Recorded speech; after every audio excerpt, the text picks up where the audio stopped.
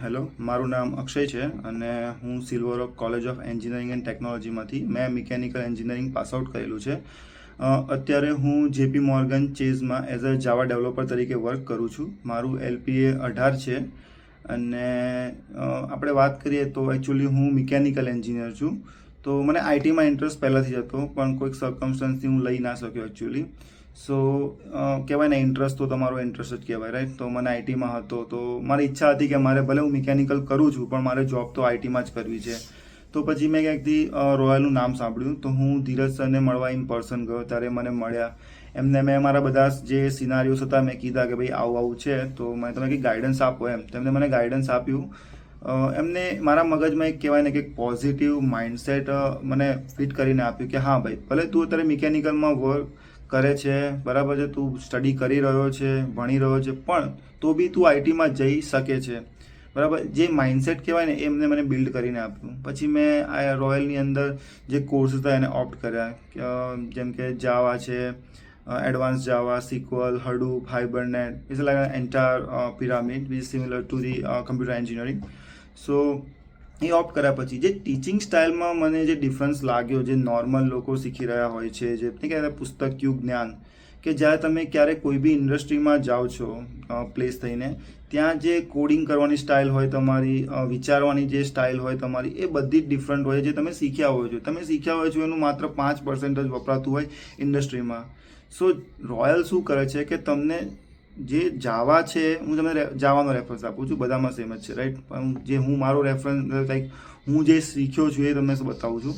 તો મને જે જાવા શીખવાડ્યું, એ જાવામાં એ લોકોએ જાવા તો શીખવાડ્યું, પણ મને ઇન્ડસ્ટ્રી સ્ટાન્ડર્ડ પ્રમાણે શીખવાડ્યું. જેનાથી થયું શું કે હું જ્યારે કોઈ બી ટેક કંપનીમાં ઇન્ટરવ્યૂ આપું, જશે કોઈ ટેક MNC છે, બહુ જાયન્ટ MNC છે, મને એમાં ઇન્ટરવ્યૂ ક્રેક કરવામાં ક્યારેય બી પ્રોબ્લેમ નથી પડ્યો. મેં ઘણી બધી ટેક જાયન્ટ્સ કંપનીમાં ઇન્ટરવ્યૂ આપ્યા, પણ મને ક્યારેય પ્રોબ્લેમ પડ્યો નહીં, કેમ કે એ જે મારો બેઝ છે એમને બહુ સારો ઘડીને આપ્યો છે. અને એક ઇન્સિડન્ટની વાત કરું કે મારી ફર્સ્ટ કંપની જે હતી એમાં મેં કામ કર્યું.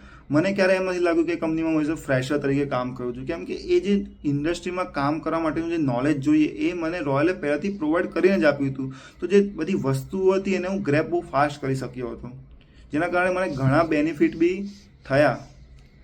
બીજી વાત કરીએ આપણે કે જે એન્વાયરમેન્ટ છે એ બહુ સપોર્ટિવ છે એકચ્યુઅલી રોયલનું. એ હું તમને એક એક્ઝામ્પલ થ્રુ બી તમને કહીશ કે ભાઈ કેમની હું વાત કરી રહ્યો છું. અને એક ઇનોવેશન ટોક કરીને એ લોકોનું એક સારું છે, જેમાં એ લોકો શું કરે કે કોઈકે સારું કંઈક ડેવલપ કર્યું છે, કંઈક છે, તો એની અંદર એ લોકો એનો ડેમો સ્કેડ્યુલ કરે છે. એ ડેમોમાં એ માણસનું કોન્ફિડન્સ બી બિલ્ડ થાય કે જેણે વસ્તુ બનાવી છે, પ્લસ એ નોલેજ શેરિંગ બી થાય કે જે લોકો સાંભળી રહ્યા છે બધા ડેમોમાં એમને બી કંઈક નવું જાણવા મળે. તો એ બી એક ઘણું સારું એ લોકો કરે છે ઇનોવેશન. અને બીજી વસ્તુ આપણે કરીએ, ધીરજ સરની વાત કરું, જે ઘણા સ્પિરિચ્યુઅલ છે એકચ્યુઅલી, આરતી છે, મેડિટેશન છે, ઘણું અધર એક્ટિવિટીમાં બી તમને પરોવે છે કે ભાઈ એનાથી તમારું એક માઇન્ડ એક પોઝિટિવ ડિરેક્શનમાં રહે. આજે મેં તમને વાત કરી એક ઇનોવેશન્સ બધાને ડેમો સ્કેડ્યુલ કરવાનો, એ બી એમનો જ આઈડિયા હતો. આપણે મેં તમને હાલ વાત કરી હતી કે આપણે એક હું તમને કહીશ કે સપોર્ટિંગમાં લાઈક એક મારું ઇન્સિડન્ટ તમને વાત કહું. તો આપણે કહેવાય ને એક સ્ટ્રોંગ માઇન્ડસેટ તો હતું મારા જોડે કે ભાઈ હું જઈ શકું છું, પણ એઝ અ હ્યુમન નેચર એક ક્યાંક ને ક્યાંક મગજમાં તો રહે જ, રાઈટ? કે ભાઈ મને જોબ મળશે કે નહીં, શું કોઈ ટેક જાયન્ટ કંપની મને હાયર કરશે કે નહીં, શું એ મારું ડિગ્રી માંગશે કે નહીં, ઘણા વિચારો લાઈક આવતા હોય રોજ. ભલે આપણે મહેનત કરતા હોય, શીખતા હોય, ઘણું કરતા હોય, પણ એ વિચારો લાઈક તમે એને કાઢી ના શકો, તો મને આવતા હતા. તો એક વખત હું કેઝ્યુઅલી રાહુલ સર જોડે બેઠો હતો. મેં એમને વાત કરી, રાહુલ સર ભાઈ મને એક ક્વેશ્ચન છે. તેમને કીધું હા બોલ ને બેટા. મેં કીધું ભાઈ મને જોબ મળશે કે નહીં મળે, લાઈક હું આઈટી કરી રહ્યો છું, હું શીખી રહ્યો છું બધું, પણ ક્યાંક ને ક્યાંક મગજમાં એવું રહે છે કે ડિગ્રીના કારણે મને નહીં મળે કે હું પાછો પડીશ એવું. તો એમને મને બહુ સરસ જવાબ આપ્યો રાહુલ સરે. મને કે જો બેટા, તારા જોડે નોલેજ હશે અને સ્કિલ હશે તો તને જોબ મળવાની છે, એ ફોર શ્યોર છે.